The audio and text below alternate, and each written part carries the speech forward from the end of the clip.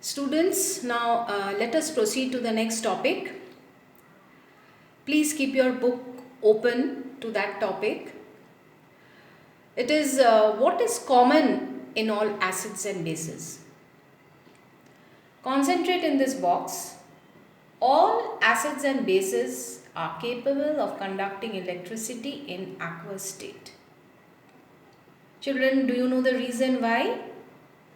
It is because both acids and bases are ionic in nature, and in aqueous state, that is in the presence of water, they dissociate to produce free ions. Acids produce hydrogen ions and bases produce hydroxide ions. Now in your junior classes or previously also you had learned that conduction of current in solids is due to free electrons like metals, okay, iron, silver, then copper, they all conduct electricity or they allow flow of current because of electrons. But in aqueous state, that is in a solution or in a liquid, conduction of current is due to presence of free ions. So let us concentrate in this diagram. It is a very simple setup. It's a circuit diagram which shows a beaker with an electrolyte. You know that the liquid which we keep inside the beaker is called the electrolyte because it conducts electricity. There are two electrodes, a cathode and an anode, which are actually connected to a battery with a bulb.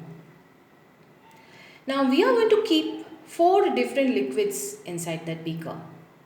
Suppose we keep sulfuric acid, hydrochloric acid, sodium hydroxide, potassium hydroxide all in their aqueous state, means in the presence of water.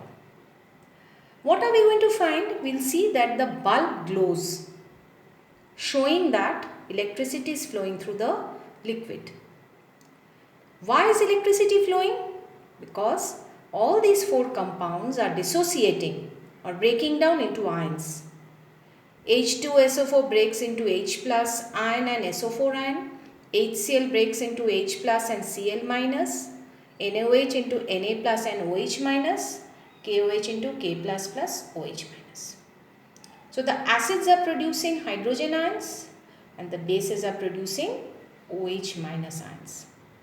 Now if instead of these 4 acids and bases we take alcohol or glucose in the beaker.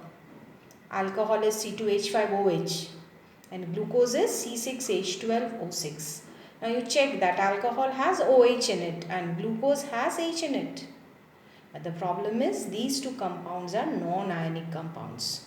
So because there are no ions, what will happen? Will the bulb glow? The bulb will not glow. So alcohol, glucose cannot conduct electricity as they cannot produce ions. So we have 2 groups of compounds. One group is ionic and the other group is non-ionic. And acids and bases are both ionic in nature. So what is common? Both acids and bases produce free ions which help in the conduction of electricity.